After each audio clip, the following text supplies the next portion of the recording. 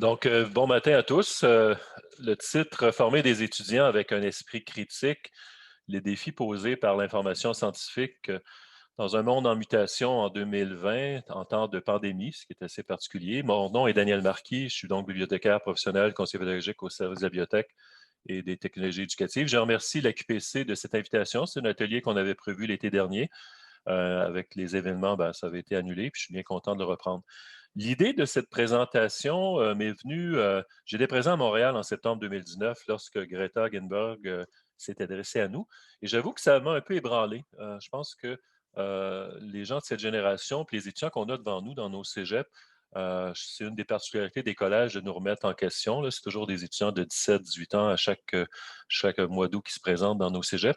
Et lorsqu'elle nous a dit qu'on devait écouter la science, effectivement, ça remue en moi. J'ai discuté avec des étudiants, je suis en contact avec des étudiants en sciences de la nature pour les projets d'intégration de fin d'année. On les rencontre aussi au fil des années, que ce soit en sciences de la nature, mais la présentation d'aujourd'hui concerne également les sciences humaines et sociales aussi. Donc, tous ces éléments-là m'ont amené à vous proposer ce matin un atelier où il va être question des données probantes, d'études scientifiques, de méta-analyse, des médias sociaux, les fausses nouvelles, entre autres. La recherche scientifique, c'est tout l'écosystème de sa diffusion, puis le problème de l'infobésité aussi qu'on a remarqué, nous, du côté des bibliothèques. Il va être question aussi des biais de confirmation puis des biais de raisonnement motivé. C'est deux notions en psychologie qui sont vraiment importantes à saisir, à mon sens, pour bien voir ce qui se passe dans la tête des étudiants lorsqu'on discute avec eux, puis avec la population en général aussi. Puis finalement, tout ça, l'objectif final, finalement, c'est de préciser ensemble le rôle des enseignants puis des autres personnels dans les cégeps lorsqu'on parle de questions de développement d'esprit critique chez les étudiants par rapport à l'information scientifique. Donc, cet atelier, contrairement à d'autres que j'ai présentés à la QPC puis dans d'autres occasions, je ne présenterai pas les résultats d'une recherche empirique, mais plutôt, c'est une occasion ensemble, on est quand même nombreux, de réfléchir. Je présente certains éléments d'une revue de la littérature succincte sur différents enjeux informationnels. Puis, moi, je trouve que c'est une occasion d'échanger, surtout à la fin avec la quatrième question. Parce qu'en fait, ce webinaire est avant tout le vôtre. Ce n'est pas un show de chaise. J'ai du contenu notionnel à partager, des choses à partager avec vous, mais vous aurez un rôle actif à jouer. Euh, il va y avoir trois questions. La quatrième concerne plus le rôle globalement, là, mais vous aurez trois questions avec les choix de réponse oui, vous êtes d'accord, généralement oui, pas vraiment, non. Vous pouvez même répondre je ne sais pas, je m'interroge. J'ai ouvert une porte comme ça aussi. Donc, l'approche que je vous propose, comme le soulignait Nicole, qui va m'assister dans cette présentation pour ce qui est du sondage, je la remercie à cet égard, c'est une approche question-exemple et vous pouvez utiliser la section questions-réponses. Je vais y jeter un coup d'œil après chaque bloc. Il y a trois blocs. Donc, il est déjà 11h05, 11h06. On va commencer avec le premier bloc bientôt. Peut-être un rappel aussi, cette conférence, je l'ai présentée au colloque annuel de l'Association pour l'enseignement de la science et de la technologie. Je l'avais présenté à mes collègues des bibliothèques, des milieux documentaires aussi, donc bibliothèque de cégep d'université. Je l'ai présenté à quelques occasions à la POP. Aujourd'hui, je la reprends, mais j'ai retenu que 3 questions sur 8. Puis j'ai mis plus d'accent sur la question de la pandémie, mais aussi, c'est l'objet de la quatrième question, notre rôle à tous, enseignants professionnels, dans le développement d'un esprit critique et scientifique chez les étudiants du collégial. J'y vais donc avec 3 questions. La première, la recherche scientifique est-elle toujours neutre? Je vais laisser ma collègue lancer le sondage. Alors, veuillez répondre à la question.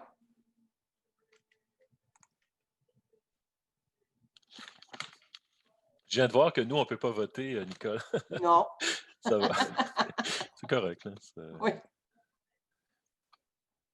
Alors, il y a 95, 16, bon, on est 115 participants actuellement. Jusqu'à maintenant, près de 100 personnes ont déjà répondu au sondage. On va se laisser 10 secondes encore.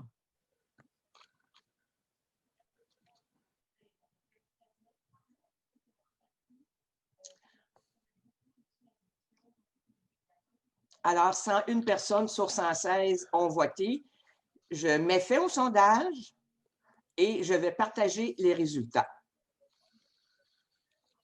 Est-ce que tout le monde voit les résultats? Tu vois les résultats, Daniel? Oui, bien sûr. Donc, 2 des gens affirment que oui.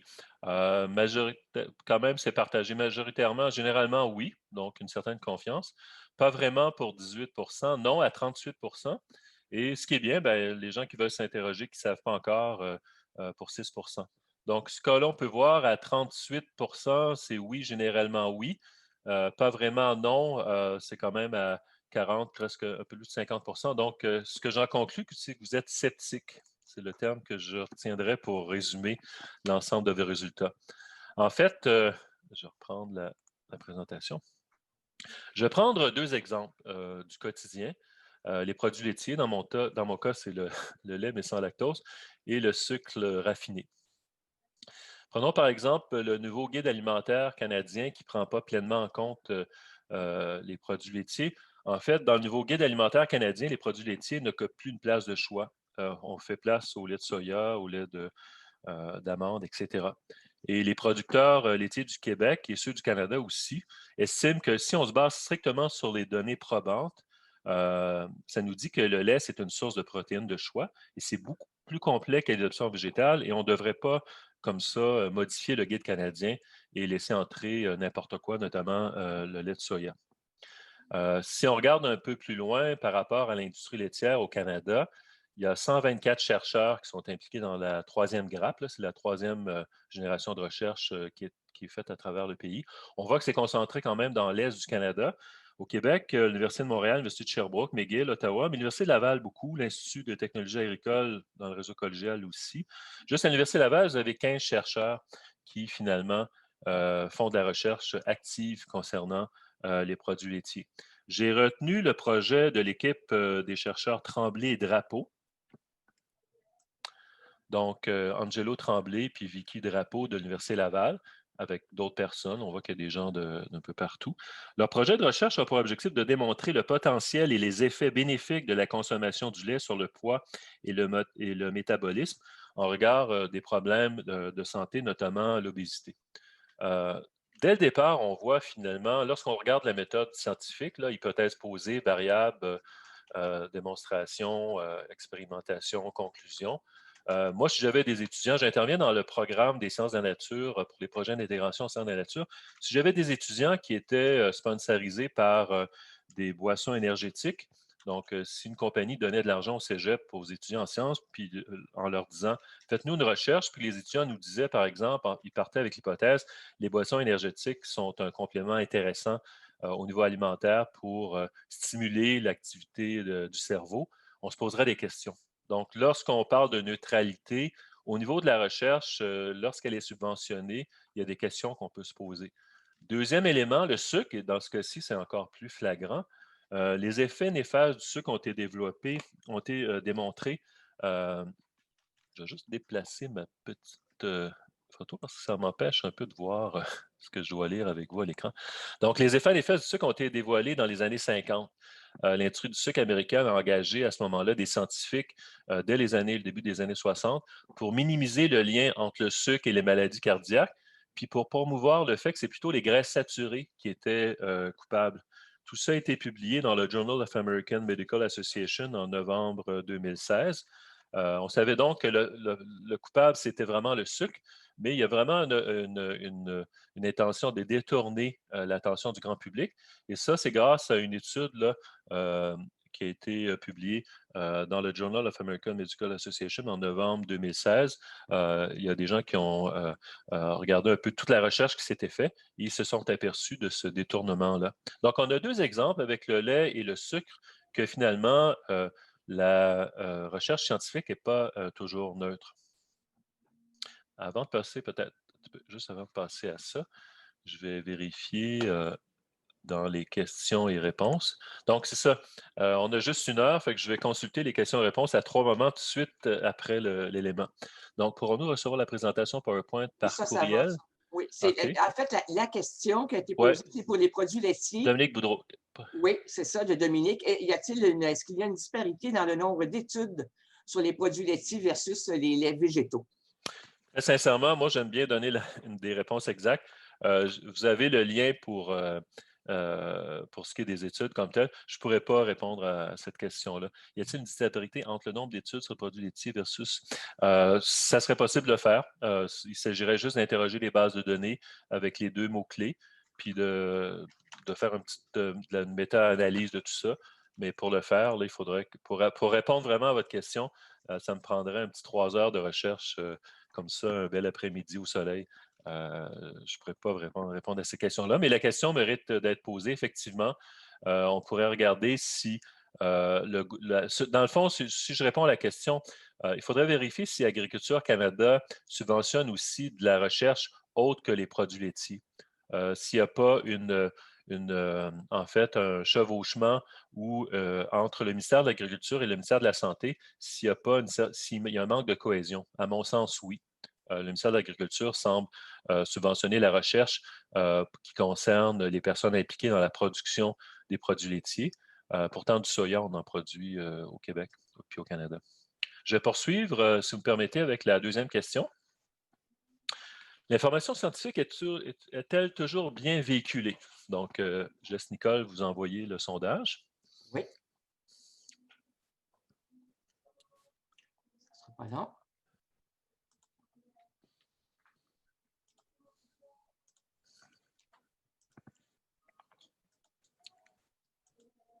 Et voilà. Donc, l'information scientifique est-elle toujours bien véhiculée?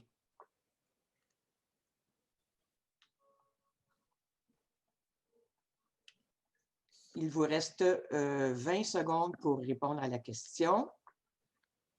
Ah, presque tout le monde a déjà répondu. Il y a sur 115 personnes, on a un taux de réponse actuellement de 94 %. Donc, il resterait 6 personnes là, qui n'auraient pas à voter. Alors, on va mettre fin au sondage. Taux de réponse de 94 %, c'est excellent. Parfait. Et je partage les résultats. Alors, l'information scientifique est-elle toujours bien véhiculée? Alors, je te laisse analyser, Daniel.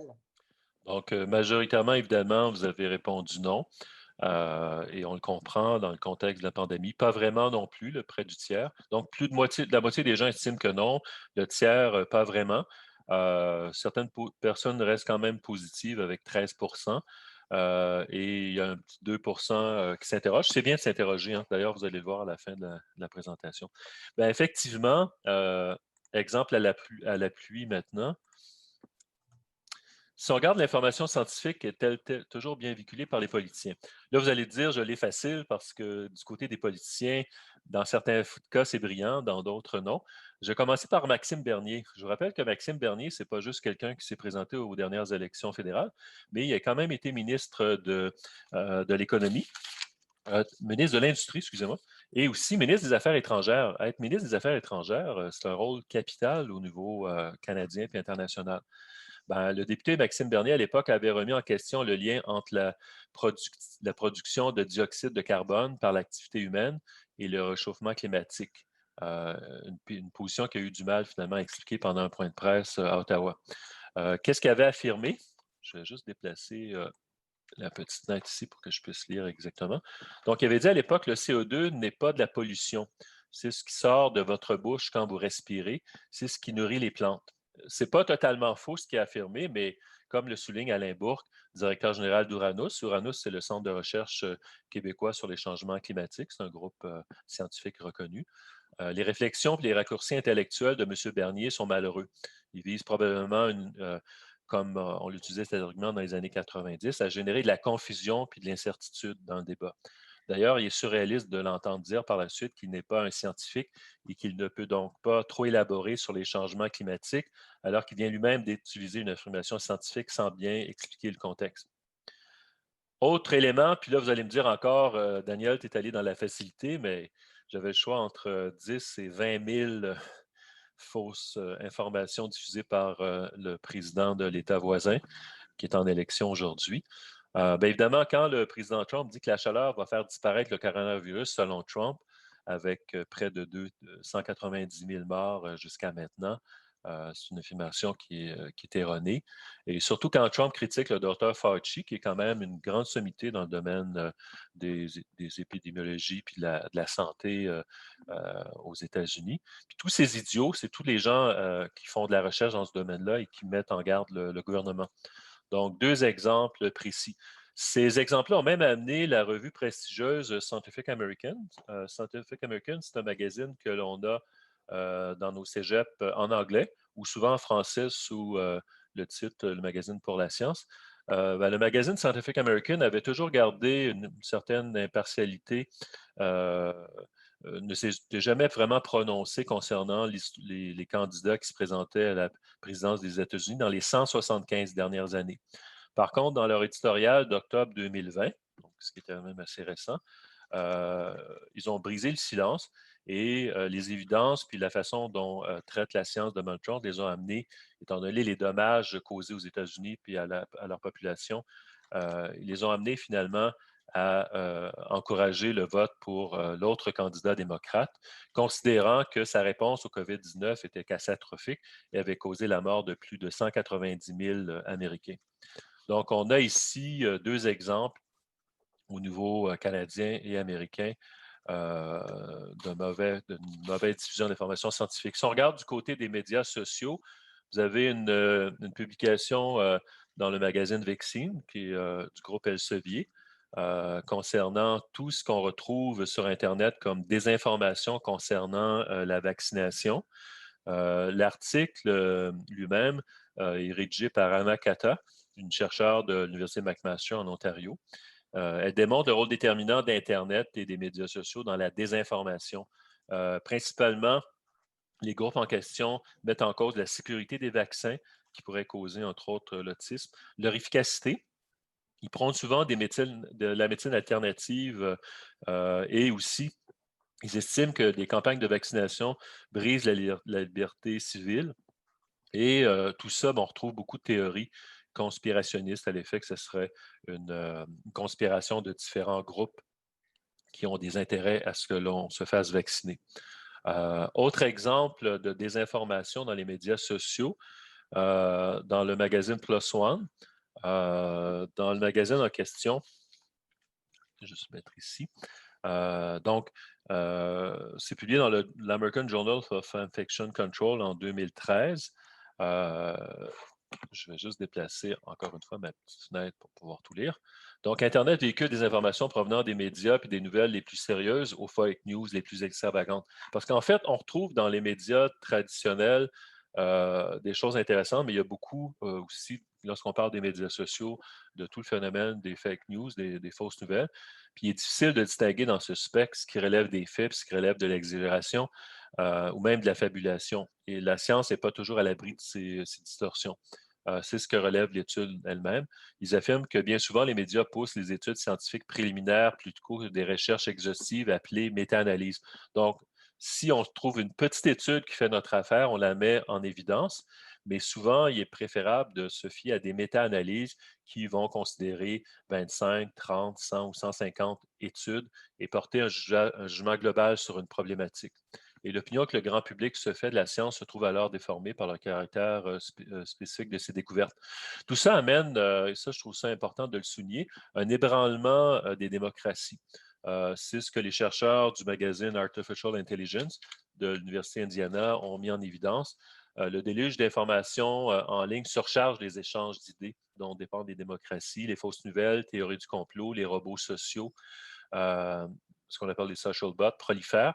Ça facilite à ce moment-là la manipulation de l'opinion publique.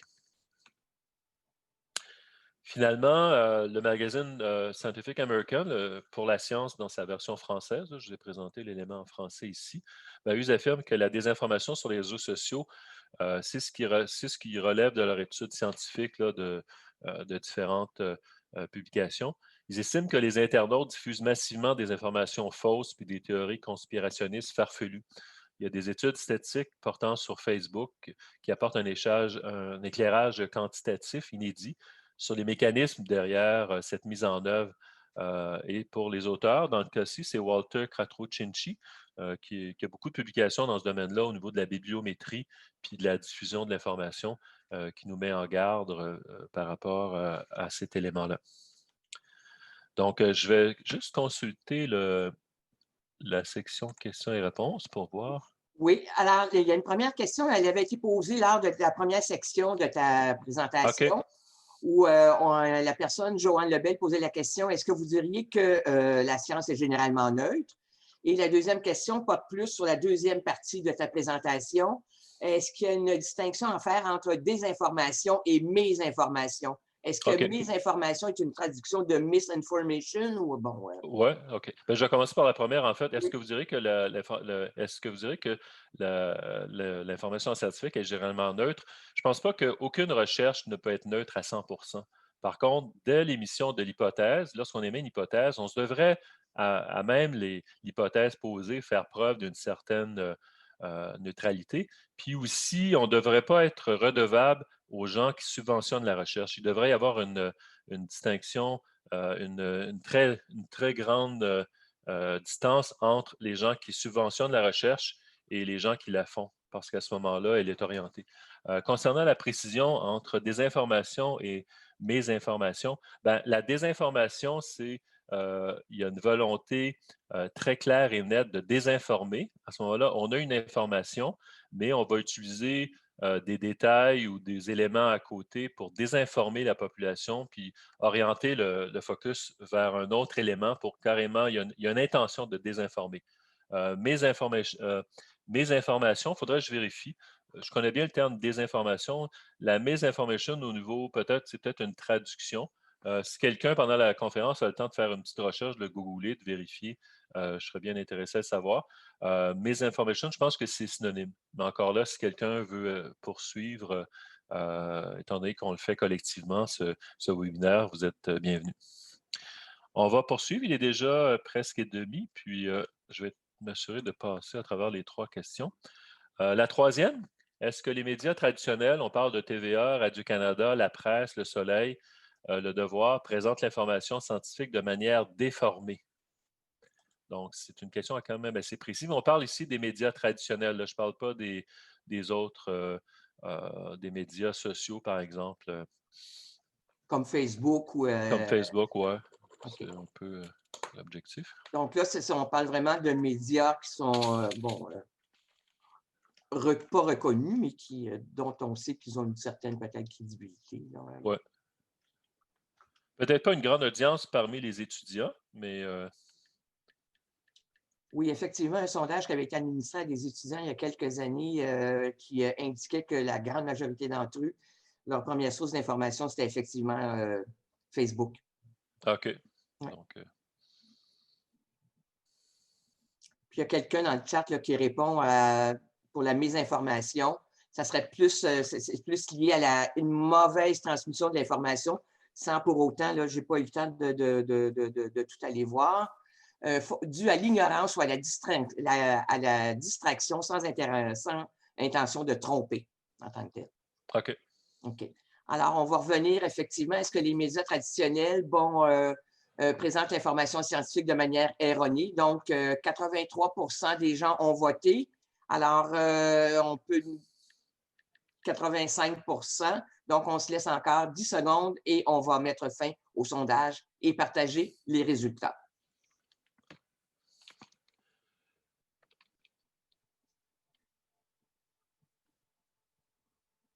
Alors, 90 des gens, 92 des gens ont voté. Belle participation, puis je vois qu'il y a plein d'informations aussi qui circulent dans le chat. Alors, je vais mettre fin au sondage.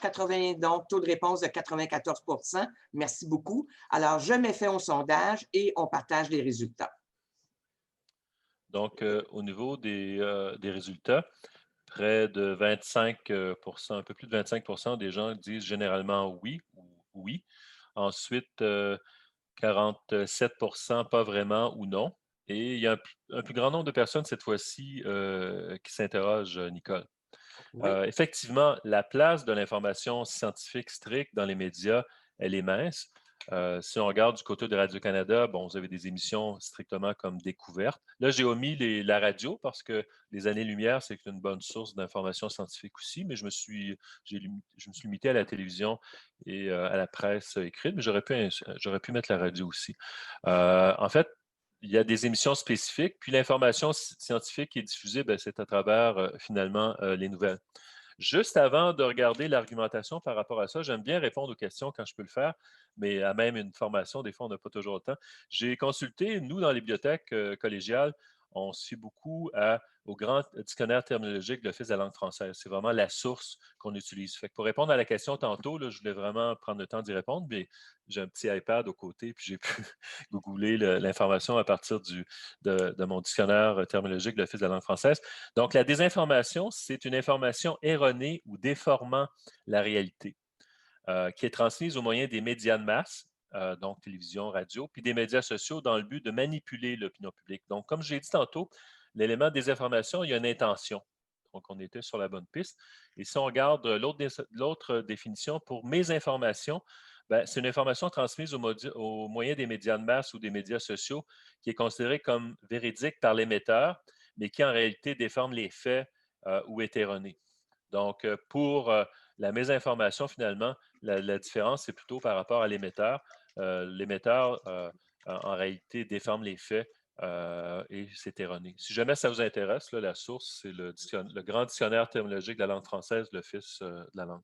Donc, on va poursuivre avec cette question-là pour ce qui est des exemples pour soutenir un peu les interrogations. Bien, comme le disait tantôt ma collègue Nicole, ben, c'est un peu plus présent pour la clientèle des 18-34 ans, mais au niveau de l'évolution du taux d'utilisation d'Internet comme source d'information journalistique chez les adultes, de 2013 à 2017, il y a une augmentation de 13 points.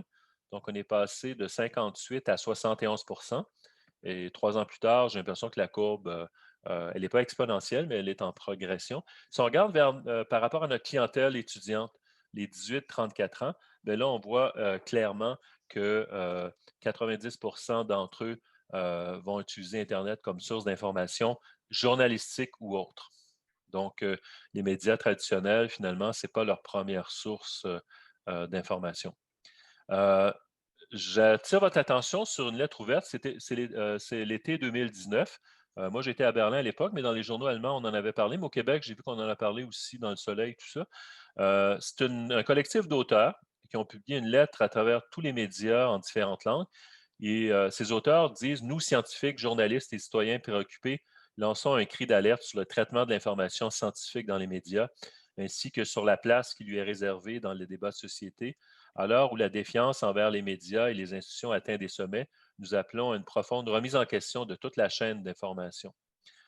Pour eux, il est urgent que la place de l'information scientifique dans les médias traditionnels puis dans le débat public soit revue pour éviter de creuser le fossé entre les scientifiques puis les journalistes. Par rapport à ça, ben, en rapport avec cet élément-là, je vous mets un exemple dans la presse d'octobre 2019. Je cherchais un exemple concluant qui démontrait un peu ce que je soutiens comme argumentation actuellement. Ça a été publié dans la presse du 3 octobre 2019.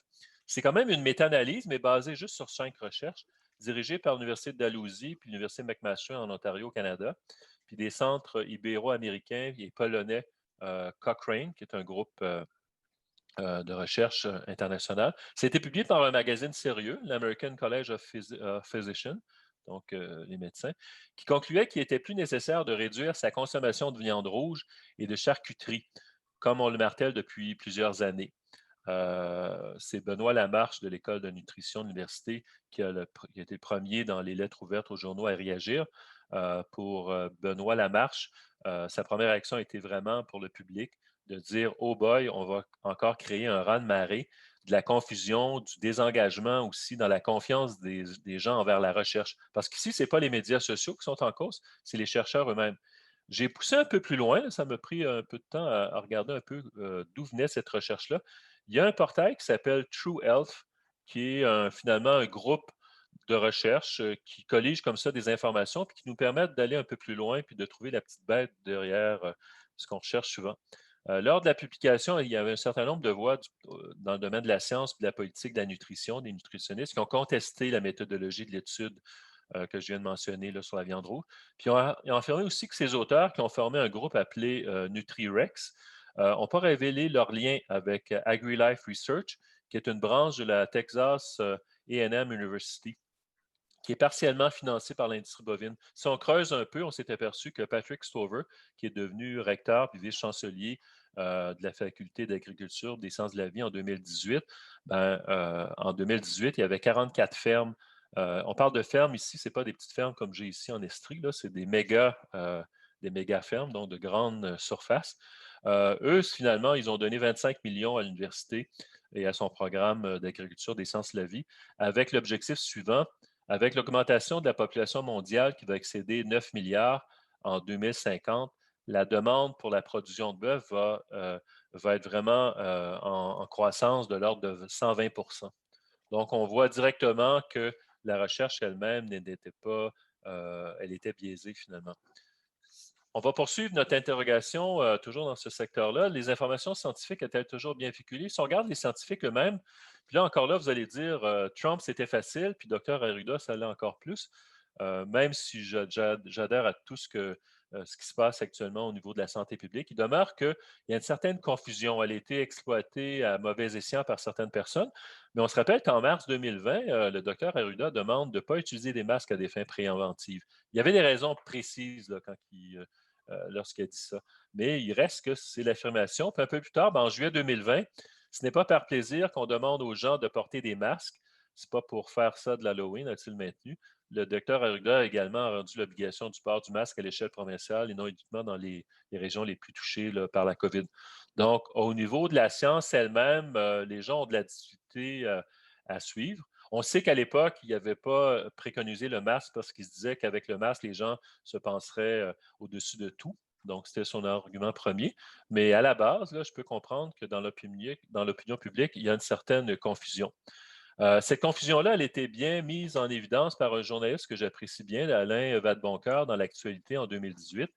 Les faits scientifiques sont-ils bien rapportés par les médias? On peut en douter, car les chercheurs ont tendance à exagérer quand ils rapportent le résultat. On va aller un peu plus loin.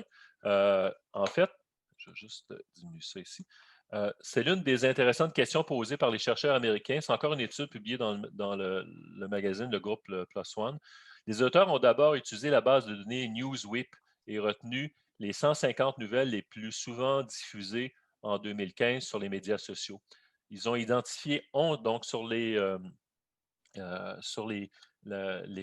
50 nouvelles les plus diffusées en 2015, ils ont identifié 11 349 liens web dans la base de données, ce qui représentait près de 1 375 000 pages d'informations sur Facebook, puis presque, au niveau des tweets, là, presque 424 000 sur Twitter.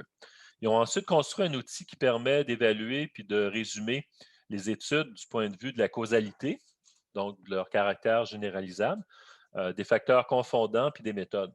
Quand on parle de causalité, là, c'est le principal enjeu étudié. On parle d'un lien de cause à effet entre un phénomène et sa conséquence. Il faut vraiment qu'il y ait un lien direct. Par exemple, le lien de causalité entre le fait de fumer puis de développer un cancer du poumon ou une maladie cardiaque. L'objectif était donc de comparer le langage utilisé quant au lien causal entre les publications scientifiques à la base, là, des gens qui avaient des intentions sûrement correctes, puis leur transcription, comment ça a été transcrit dans les médias. Pour ce qui est des articles des médias, près de la moitié utilisaient un langage qui dépassait la relation causale démontrée dans le texte. Donc, on allait au-delà ou on bifurquait. Donc, on exagérait beaucoup de la part des médias. L'autre problème constaté, ça touche la distorsion entre le contenu des médias et celui des articles scientifiques eux-mêmes. 58 des articles dans les médias faisaient erreur sur la question de recherche, les résultats et l'intervention de la population étudiée. Donc, l'idée qu'on se fait de la réalité scientifique a subi, si on regarde l'ensemble des métadonnées analysées, ça a donc subi une série de distorsions à partir de la recherche elle-même, de son passage dans les médias, comment c'est repris par les journaux puis les médias sociaux, et ensuite dans son spin donc des médias sociaux. Il n'y a donc pas à être surpris que la population ait de la difficulté à établir les faits relatifs à une question donnée. Même les journalistes scientifiques diffusent directement leurs recherches dans les médias sociaux. Ils ont d'ailleurs intérêt à engendrer un engouement public, un enjeu important pour avoir des subventions puis avoir une certaine visibilité. Mais tout ça, ça peut inciter à formuler des conclusions qui sont souvent exagérées. Et c'est ce qu'on a retrouvé dans le tiers des recherches recensées si on se fait à l'étude. Ce qui fait que l'idée qu'on se fait de la réalité scientifique, ça subit une série de distorsions à partir de la recherche elle-même, de son passage euh, dans les médias, ensuite, et finalement dans la tournée des médias sociaux. Il ne faut pas être surpris à ce moment-là que nos décideurs, lorsqu'ils se fient à ces spins médiatiques plutôt qu'aux recherches, ils agissent à partir une vision qui est souvent distordue, qui n'est pas conforme à la réalité, puis qui adopte aussi des décisions qui ne sont pas nécessairement appuyées par des connaissances qui sont réelles. Tout ça a amené, puis ça, c'est quand même l'élément positif, la consolidation depuis 1977 de l'Association des communicateurs scientifiques. Donc, ils ont un nouveau président qui est Michel Rochon, et ce groupe-là est très actif pour diffuser l'information scientifique. Tout ça nous amène aussi à considérer l'information scientifique, est-ce qu'elle est bien véhiculée? Nous, au niveau de la bibliothéconomie et des sciences d'information, il y a le problème de l'infobésité. Vous avez ici une courbe qui démontre au niveau des publications scientifiques, finalement, la croissance des articles scientifiques publiés par des revues savantes depuis 2005. On voit que c'est une courbe là, quasi exponentielle. Donc, il y a beaucoup de publications scientifiques. Pour les besoins de l'exercice, ben moi, j'ai pris celle concernant le coronavirus. Je me suis dit, ah, il y a beaucoup de publications, mais ça doit brasser beaucoup au niveau de la recherche. Et effectivement, j'ai fait des recherches dans 3 bases de données. Puis, tout ça est quand même bien synthétisé par le magazine britannique The Economist. Euh, Ils ont recensé à l'époque, donc le 7 mai, 7000 publications sur le COVID-19 depuis janvier 2020. Donc, entre janvier 2020 et la date de publication de l'étude, qui est au début du mois de mai, vous avez 7000 publications. On parle de peer review puis preprint. Peer review, ce sont des articles que des gens vont soumettre à un comité, finalement, d'une revue scientifique. Cet article-là va être lu et analysé par des gens qui se connaissent dans le domaine. Et si l'hypothèse posée, les variables, l'expérimentation, si ça tient la route, c'est publié. Les preprints ne font pas l'objet de cette validation-là. Donc, il y a une augmentation finalement de la recherche dans le domaine du coronavirus qui est qui est exponentielle. Et il y a tout de suite Irving Steinberg, qui est donc, qui est le recteur de la faculté de l'école de pharmacie, qui est présent dans différentes tribunes aussi. Ben, lui estime que la vitesse, bien sûr, est importante lors de la crise de la COVID-19. Par contre, la rapidité dans la recherche, l'interprétation puis la mise en œuvre de la science, c'est une entreprise risquée. Puis il y a également une augmentation considérable des preprints, des publications qui ne sont pas validées avant leur diffusion. Et ça, il estime que ce n'est pas un bon exemple. C'est un bon exemple, du moins, du risque associé à l'application rapide des données. On se rappelle que le 17 mars, il y a des chercheurs français qui ont publié en ligne un article clinique en pré-publication comme ça, vantant l'utilisation réussie de l'hydroxychloroquine. Je répète ce mot, hydroxychloroquine. Euh, Chez les patients atteints du COVID-19. Malgré l'attention des médias du gouvernement, l'étude a été décrite par le directeur de l'Institut national des allergies et des maladies infectieuses, le docteur Fauci, comme anecdotique en raison de la mauvaise conception de l'étude. Donc, il y a vraiment une diffusion énorme d'informations. Je passe rapidement sur le fait qu'en 1 minute, là, en 60 secondes, vous avez 3,8 millions de recherches sur Google, des millions de textos, des courriels. On est vraiment dans une société où on est finalement submergé par l'information à tout niveau. Nous-mêmes, vous contribuez comme moi à cette diffusion d'informations parce que Zoom et Microsoft Teams, respectivement, vous avez 208 000 et 52 000 utilisateurs à chaque minute sur la Terre actuellement. Dernier élément avant de passer à l'autre question, je voulais insister sur le niveau cognitif, au niveau du biais de confirmation puis du raisonnement motivé. C'est quelque chose que les enseignants se sont penchés à notre collège puis ils insistent. Le cœur du problème, puis là je prends un article dans un article de magazine, le cœur du problème de la désinformation se trouve dans le biais de confirmation qui est bien connu en psychologie sociale. On tend donc à privilégier les informations qui confirment nos opinions, puis à négliger ou ignorer celles qui les contredisent. Et souvent, si on ne lit pas les journaux directement et qu'on se fie à Facebook, ben, finalement, on va consulter que les informations qui font notre affaire. On va souscrire à des gens qui, jour par jour, renforcent nos idées. C'est ce qu'on appelle le biais de confirmation. L'autre élément, ce qu'on appelle le raisonnement motivé, ben, on rassemble des faits qui concordent avec notre objectif, puis nos motifs, puis on leur accorde une importance démesurée. Puis on va minimiser un peu ce qui ne compte pas avec ce qu'on pense. Ça donne ainsi une aura d'objectivité puis de rationalité à nos conclusions. Donc, ces deux concepts différents. Le biais de confirmation, OK, on privilégie l'information qui fait notre affaire, puis on ne regarde pas ce qui se passe outre cela. Puis celui du raisonnement motivé, où on rassemble des faits, mais on rassemble seulement des faits qui concordent avec notre objectif ou nos motifs. Donc, ces deux éléments-là, à mon sens, sont à considérer lorsqu'on parle de l'information scientifique et de leur diffusion. On ne veut Si on pas, les regarde, gens ont de la difficulté à avoir de la distorsion cognitive dans leur raisonnement. Donc, ils vont oui, s'accrocher à ce qui ressemble à leur propre opinion, puis le reste, ils vont l'écarter. on le voit aussi lorsque les gens conversent, lorsqu'on on est en présence de personnes, on voit qu'il n'y a rien à discuter, là. Ils ont déjà leur idée, puis ils ne sont pas ouverts à autre. Moi, dans mon cas, j'ai souvent changé d'opinion par rapport à des sujets, seulement en variant mes amis, euh, entre autres une amie là, de Waterloo. Puis quand je discute avec elle, je lui dis, écoute, moi, ce que j'aime avec toi, c'est que je suis rarement d'accord, mais tu amènes à nuancer, puis même, tu m'as fait changer d'avis sur certains éléments. Et ça, je pense que c'est quelque chose qu'on devrait privilégier.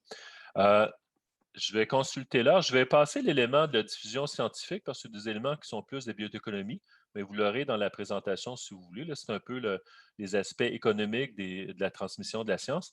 Parce que j'aimerais garder, j'avais dans ma gestion du temps, gardé les 15 dernières minutes sur, juste revenir en arrière ici, donc sur Oui, la quatrième question. oui, puis il y a des questions là, qui sont posées, puis moi, j'en ai à te poser Bon, aussi, bon, ben, mais on regarde, peut-tu qu'on fasse le dernier Vox Pop? non, je vais lire rapidement les questions qui me sont posées. Donc, Oui. Dominique Boudreau, les études semblent donner raison à Trump sur l'effet de la météo et du climat sur le coronavirus. Dans ce cas-ci, c'est peut-être la façon de le dire ou de simplifier les propos qui est problématique. Ça, je ne voulais pas m'embarquer là-dedans. J'ai bien lu votre question. Je n'ai pas les compétences. Moi, j'ai une maîtrise en biotechnologie et en sciences d'information. Ce n'est pas moi, Daniel Marquis Sabromont, qui va. Mais effectivement, j'ai bien lu ce que vous avez écrit, puis ça vaudrait la peine de pousser la question. Il reste que Nathalie M. Gagne. Trump, excuse-moi Daniel, mais Ouais, M. Trump avait dit à l'époque que le coronavirus serait disparu à l'été parce qu'il était pour faire chaud.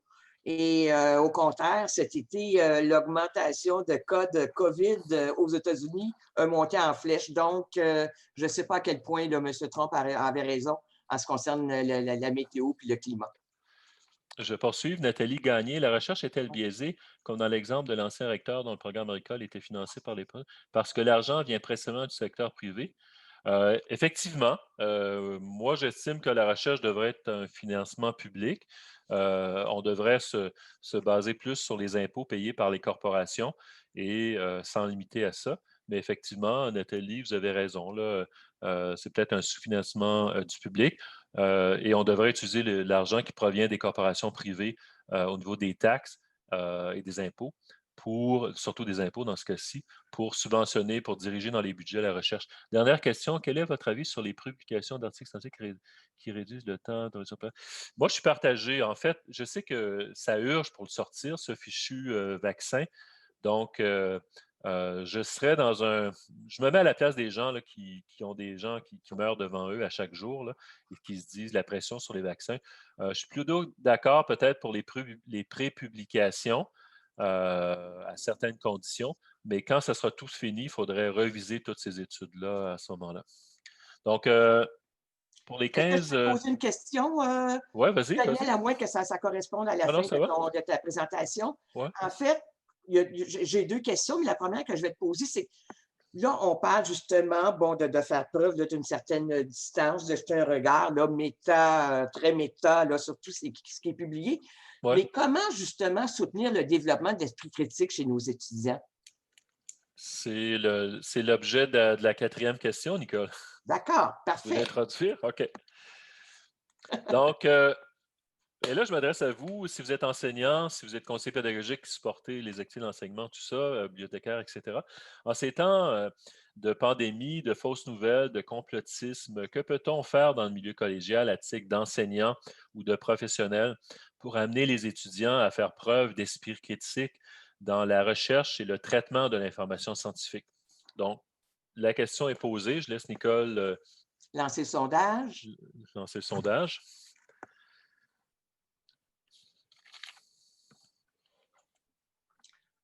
Vous pouvez cocher plusieurs choix. Il y en a d'autres qu'on va ajouter aussi. D'ailleurs, je vais vous proposer d'utiliser, je ne sais pas qu'est-ce qu'ils pourront utiliser, parce qu'il y, il y a 15-20 réponses possibles. Est-ce qu'ils peuvent utiliser la section questions-réponses? Oui, ce serait mieux. Pour en Oui, suggérer ou d'autres après? vous utiliser le chat, mais si vous avez des suggestions à faire, vous pouvez cocher le choix de réponse. J'ai une suggestion à proposer. OK, parfait. Ah oui, je le vois ici. OK, parfait. Oui. Ah, c'est bien ça, Nicole. Alors, Merci. il y a des suggestions qui peuvent être faites. Elles pourraient être faites via le chat. OK, Ou on pourrait, je pense, aussi donner la parole aux gens qui veulent. bien sûr. Ouais. Là, il y a 2 personnes là, qui ont des solutions à proposer.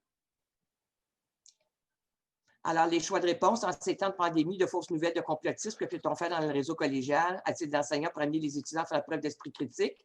Alors, leur rappeler les fondements des processus de recherche scientifique, hypothèses, variables, expérimentation. Leur rappeler en quoi consiste une étude scientifique publiée dans une revue savante.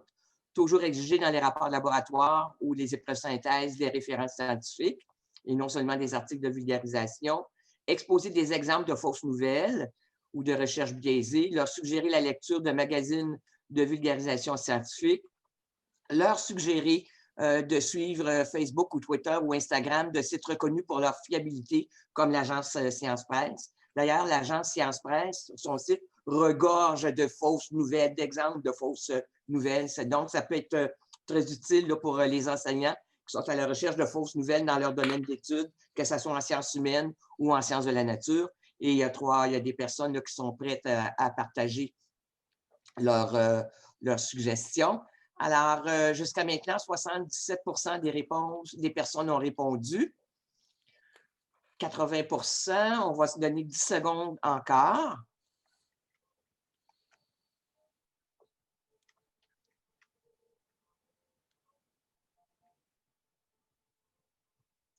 Oui, effectivement, Rachel, l'agence Science Presse offre aussi des outils intéressants à utiliser dans nos classes. Effectivement, vous avez raison, oui. Alors, 84 des gens ont voté. Je vais mettre fin au sondage et on va partager les résultats. Alors, je te laisse analyser, Daniel. Ouais, l'analyse n'est pas très compliquée parce qu'on ne peut pas être contre la vertu ou le bon sens. Finalement, vous savez tous que la méthode scientifique, que ce soit dans les écoles secondaires ou au cégep, c'est la base même de l'enseignement de nos programmes de sciences de la nature. Le rappel en consiste, oui, ça, vous voyez que 75 c'est pas toujours évident pour un étudiant qui arrive du secondaire de savoir qu'est-ce que c'est une étude scientifique avec des notes en bas de page, un abstract, un résumé, hypothèse exposée, variable, tout ça. Puis aussi que ça fait l'objet d'une validation par les pairs. Fait que ça, je trouve ça intéressant. Moi, je le mentionne quand je donne des ateliers, puis les enseignants insistent là-dessus aussi. Dans les rapports de laboratoire, oui, d'avoir pas seulement des articles de vulgarisation, ça, effectivement, c'est partagé par plusieurs personnes. Exposer des exemples de fausses nouvelles, oui, effectivement. De suggérer la lecture de magazines de vulgarisation scientifique, moi, j'y croyais, mais dans ce cas-ci, je vais être franc avec vous. Nous, on a une belle section de magazines à la bibliothèque, là, bon, tout ça. Mais les étudiants de 17-18 ans, on dirait que la notion de magazine, ça n'existe plus.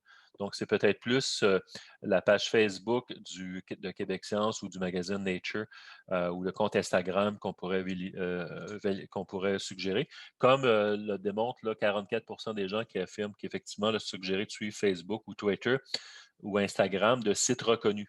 Vous allez le voir tantôt vous allez voir qu'il y a effectivement des éléments à ce niveau-là. Je vais juste, avant de partager les autres éléments, Dans la présentation, je voulais juste insister sur quelque chose de précieux. Bon, ça, on l'a vu. Je veux juste assurer sur le fait que ben, ça, c'est à même notre propre congrès. Vous avez quand même une autre activité intéressante avec un grand R, c'est euh, comment finalement éveiller l'intérêt des jeunes pour la science. Donc, si jamais ça vous intéresse, c'est dans le cadre du webinaire présent. Je vais aller un peu plus loin ici. J'attire votre attention sur l'existence du profil TIC des étudiants du collégial qui comporte là, dans la recherche d'informations des éléments sous la validation. Donc, il faut toujours l'avoir à l'esprit. Puis, on a Nicole avec nous, fait qu'elle est bien placée pour le dire. Donc, je voulais insister sur le fait, puis moi, je le fais quand je rencontre les étudiants en sciences de la nature. Ben, la revue Québec Science, ils ont une page Facebook. Nature, c'est très riche. Ils ont 17 publications auxquelles les étudiants peuvent suivre. Si les étudiants s'intéressent à l'intelligence artificielle, vous avez une page Facebook aussi. Le magazine pour la science a une page Facebook. Du côté de Twitter, la même chose, que ce soit Science Presse, l'agence Science Presse ou Nature, ils ont tous des comptes Twitter. Puis vous avez aussi Instagram qui offre ces éléments-là. Vous avez aussi, bon, les ateliers qui sont offerts dans les cégeps. Ce qui m'intéresse, ben, c'est le quoi d'autre. Fait que je vais aller voir dans questions et réponses. Donc, Il y a des ouais, gens qui ont déjà fait aussi des suggestions dans le chat. OK, Alors, il y en a même beaucoup. Il y a énormément de choses. Bon, l'enseignement des principes de la pensée critique, argumentation, sophisme, etc., dans les OK. cours de philosophie. Les Mais sophismes, oui, oui, oui, ça oui, c'est. effectivement. Ouais, OK. Un site aussi qui a été produit par la Fédération des journalistes, 30secondes.org. Alors, tout est dans le chat. OK. Recourir à la démarche de cartographie des controverses. Ça aussi, ça peut s'avérer intéressant. OK. Faire des petits débats sur différentes fausses nouvelles, vues comme sur des sites comme Facebook. Bon, le site, bon, comme je le disais tantôt, 30 secondes, réaliser des conversations épistémiques et on offre un lien vers un site web là-dessus. Et voilà, je continue. Il y a le site web France Culture, la suite dans les idées pour entendre des chercheurs en sciences sociales. Mhm. Il y a quelqu'un, Marc, qui dit, Marc Giguère, bonjour Marc, valoriser le doute, effectivement. Il y a Bernard Dionne, là, que vous connaissez, donc le guide pour réussir, qui Mhm. présente les règles de la recherche d'information en insistant sur la méthode scientifique, les dangers du plagiat, la pensée critique, etc. Merci, Bernard. Enfin, un clavardage très, très riche. Merci beaucoup. Et vu ce qu'on a dans les questions-réponses ou Oui, ben, en fait, moi, j'ai beaucoup de fenêtres ouvertes sur mon écran, fait que je me suis fié à toi pour ce qui est du clavardage. Oui, au niveau des questions et réponses, ben, il y a quelqu'un qui recommande le site produit par la Fédération des journalistes, donc 30secondes.org. Il y a Philippe, ça c'était Sophie Vincent, il y a Philippe Degg qui nous dit proposition, impliquer beaucoup plus les professeurs de philosophie dans la compréhension de la démarche scientifique. Oui, effectivement, ben, nous, à notre collège, on avait Romain Labrie, qui était un professeur spécialisé dans la philo des sciences, mais effectivement, de faire en sorte qu'il n'y ait pas de cloisonnement entre la discipline philo, puis certaines sciences sociales et la démarche scientifique, puis les programmes de sciences de la nature, je trouve ça intéressant de la part de Philippe Degg. J'ai aussi je ne l'avais pas vu ça au début, je vais essayer d'en prendre connaissance. Vous avez Abdelhafid Daoudi. Dans cette période de pandémie virale, j'ai reçu des vidéos envoyées par des amis ayant une expertise solide en biologie humaine et qui montrent un Français reprochant au laboratoire Pasteur d'inventer COVID-19 en 2013. Bien que des bases en microbiologie soient suffisantes pour remettre en question les propos, pourtant les amis soutiennent ces propos. Oui, effectivement, c'est pas parce qu'on est dans le domaine de la science et que c'est des gens qui enseignent, tout le monde peut avoir peut-être une opinion ou diffuser une information qui est erronée. C'est pas parce qu'on est prof de bio dans un cégep qu'on a la science infuse. Donc, vous avez raison, là, on peut remettre en question la position de certains collègues, en tout cas qui demandent plus d'éclaircissement. Je vais revenir ici, juste... OK. En fait, il reste 3-4 minutes. Juste avant, s'il y avait des gens qui avaient des suggestions, vous pouvez prendre la parole par vidéo. Sinon, ben, moi, je vais finir sur une note justement philosophique. Je vais m'inspirer des lumières pour conclure ce webinaire. Donc, je laisse la parole à Nicole s'il y a des gens qui veulent intervenir. Oui, malheureusement, on ne peut pas le faire OK, oralement, OK. là. OK. Non, on Bon, préfère ben, là, que ça soit en mode écrit, mais écrit, OK. reste que je pense que le webinaire, de toute façon, d'après ce que je lis déjà dans le chat, tout le monde a adoré cette présentation-là. J'espère que les gens auront eu le plaisir d'apprendre des choses, mais aussi d'apprendre des collègues participants à partir de toutes les suggestions, toutes les suggestions, tous les commentaires là, qui ont été faits. Et je vous invite, si vous désirez apporter encore votre sel, vous pouvez continuer à chatter. Il est 11h58.